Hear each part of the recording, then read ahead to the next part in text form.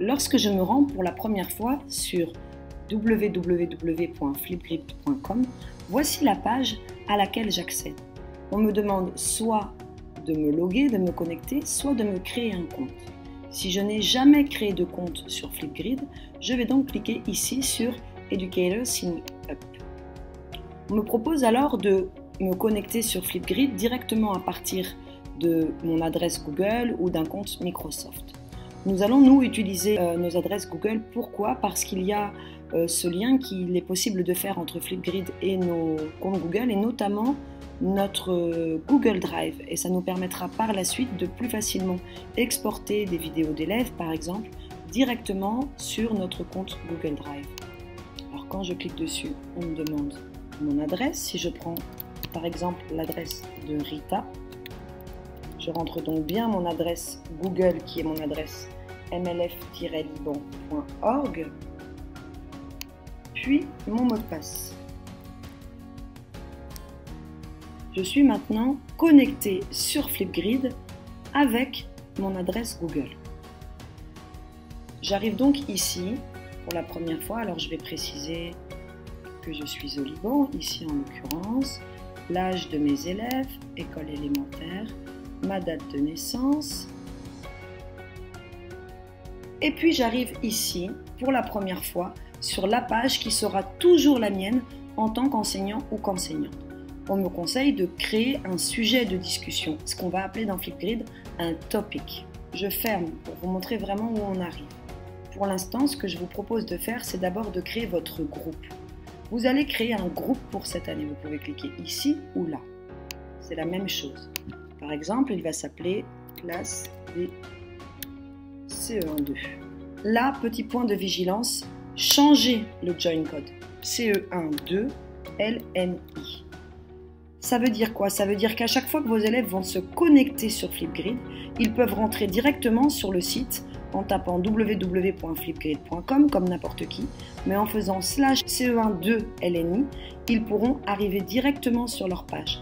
Pourquoi cette structure? Parce que c'est la structure que tout le monde a choisie du CE2 au CM2 pour l'instant, à savoir toujours le niveau de classe, le numéro de la classe et puis les 3 lettres de notre lycée.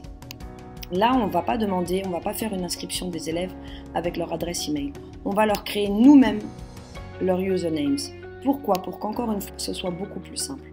Si par exemple, on commence la liste de Rita et que Rita dans sa classe, elle a une petite Camille. Elle va simplement l'appeler Camille M et puis elle va choisir comme username le prénom de son élève et la première lettre de son nom de famille. De manière à ce que, quelle que soit la classe dans laquelle sont les enfants d'une famille du lycée, ce soit toujours la même manière de se connecter à Flipgrid. Toujours le prénom et la première lettre du nom de famille. Et là, vous allez ajouter un par un vos élèves. Autre exemple, Rita B, encore une fois, R-I-T-A B. Que ce soit vraiment simple. Si vous avez des élèves avec des prénoms composés, enlevez les tirets, collez tout, que ce soit vraiment simple avec des minuscules, de manière à vraiment simplifier la connexion de vos élèves. Une fois que vous avez entièrement complété votre liste d'élèves, vous avez donc votre nouveau groupe qui est créé. Si vous enseignez dans plusieurs classes, vous aurez plusieurs groupes. Vous voyez bien que maintenant l'adresse du groupe est bien CE1-2-LNI. Voilà.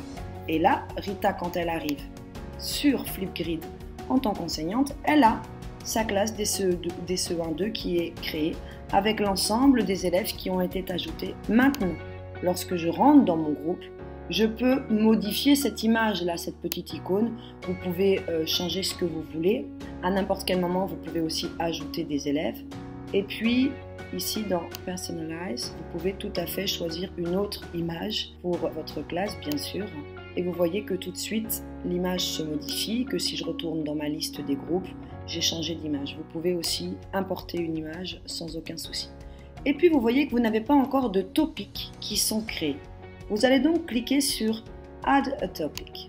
Voici la page sur laquelle vous arrivez. Premier point de vigilance, attention, le titre ne peut contenir que 35 caractères alphanumériques. Il faut donc ici être plutôt concis. Par exemple, si je choisis de créer un topic pour une récitation, je sais que je ne peux pas dépasser les 35 caractères. Je vais ici placer mes instructions, de la même manière que je donnerai mes instructions sur un devoir sur Classroom, par exemple. Voilà, là vous avez le droit à 1000 caractères alphanumériques, donc vous avez le temps de détailler davantage les instructions que vous voulez donner aux élèves.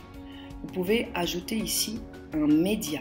Vous pouvez placer une vidéo de vous-même en train de réciter ce poème, une vidéo que vous aurez uploadée, une vidéo qui se trouve sur YouTube, tout un ensemble de médias en plus. Si je veux simplement ajouter une image, je clique ici sur Upload an image et puis je vais aller la chercher dans mon ordinateur. Cette image, je peux tout à fait la cropper, la redécouper comme j'en ai envie. J'ai donc ici mon titre, mes instructions et le média éventuel. Vous n'êtes pas obligé d'en ajouter. Prenons le temps de vérifier ici les réglages et les paramètres de ce sujet de discussion, de ce topic. Je pense qu'il est important de modérer votre topic.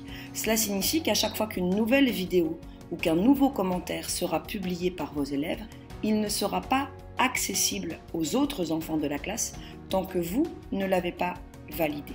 Cela permet d'éviter les abus ou les vidéos inappropriées. Vous pouvez tout à fait laisser activer les commentaires de manière à ce que les élèves, par exemple, s'encouragent ou se posent des questions entre eux, voire se félicitent. Autre point de vigilance ici, concernant le temps d'enregistrement que vous allez allouer, que vous allez laisser à vos élèves. En moyenne, cette poésie, par exemple, nécessite 45 secondes pour être récitée. Ne mettez pas 45 secondes. Prévoyez toujours large. De la même manière pour une lecture ou pour un projet, prévoyez toujours large, de manière à ce que les élèves, selon leurs capacités, ne se sentent pas stressés ou restreints par le temps qui leur sera laissé et surtout qu'ils ne soient pas coupés en plein milieu d'une phrase. Sauf si bien sûr vous avez des contraintes de temps pour faire un montage vidéo de vos élèves, etc. Mais vraiment pensez toujours à prévoir assez largement le temps. D'autre part, ici, vous voyez quelque chose qui s'appelle Closed Captions. Vous avez envie d'aller cliquer sur français ou d'aller cliquer sur arabe égyptien. Je vous conseille bien évidemment de laisser cela sur off. Ça évite tout simplement que des sous-titres qui ne soient pas parfaits s'ajoutent pour vos élèves sur toutes les vidéos dans lesquelles on les entend parler. Je pense que ça c'est correct, on fait bien attention aux topics à modérer, on prévoit largement le temps. On peut laisser les élèves commenter puisque de toute façon on a modéré les commentaires et on laisse bien les captions sur off. Ok. Et puis là je crée mon topic. Lorsque je crée mon topic, on m'a dit que mon topic est prêt et il vient s'ajouter à l'ensemble des topics que j'ai déjà éventuellement au préalable créés. Alors si je veux le rendre inactif, le cacher pour les élèves, cela permet à l'enseignant de prendre de l'avance si vous avez prévu de publier un topic, de la même manière que le brouillon ou que la programmation sur Classroom, vous allez pouvoir dissimuler un topic aux yeux de vos élèves. Vous pouvez aussi geler un topic, c'est-à-dire que vous allez décider que ce topic-là, maintenant, nous ne pouvons plus lui ajouter de vidéos supplémentaires. Néanmoins, ce topic reste accessible à vos élèves qui peuvent consulter leurs propres vidéos ou les vidéos de leurs camarades. Lorsque vous avez des élèves qui vont publier leurs réponses, voilà comment cela va apparaître. Au départ, voilà comment elles vont être. Elles vont apparaître cachées. Pourquoi ? Parce que rappelez-vous, nous avions modéré leur publication. Une fois que vous les aurez écoutées, vous pouvez tout simplement les activer. Vous pouvez aussi les commenter pour encourager vos élèves ou avoir tout simplement un feedback que vous voulez leur apporter. Donc voilà, vous pouvez ajouter ici des commentaires. Petit point de vigilance, vous êtes limité à 500 caractères pour vos commentaires, ça vous oblige donc à être concis, mais vous pouvez laisser plusieurs commentaires. Si vous souhaitez exporter une vidéo, vous allez pouvoir ici dans Action, télécharger cette vidéo. Si vous cliquez ici sur Download Video, une nouvelle page s'ouvre. Et juste en dessous, vous avez ce bouton très intéressant, Enregistrer, qui va vous permettre d'exporter cette vidéo, de l'enregistrer sur votre Drive. D'où l'intérêt de bien vous créer un compte sur Flipgrid avec votre adresse mlf-liban.org.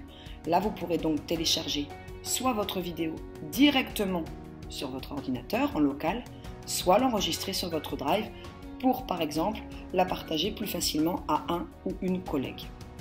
Maintenant, si je reviens ici, j'ai donc l'ensemble de mes topics que je peux créer au fur et à mesure en ajoutant des topics. J'ai les topics que je peux cacher si je souhaite modifier à n'importe quel moment un topic pour modifier une instruction, modifier la durée d'enregistrement. Je vais tout simplement l'éditer et je reviens à cette première page que l'on avait lorsque l'on avait créé le topic. Autre remarque, vous avez ici vos topics.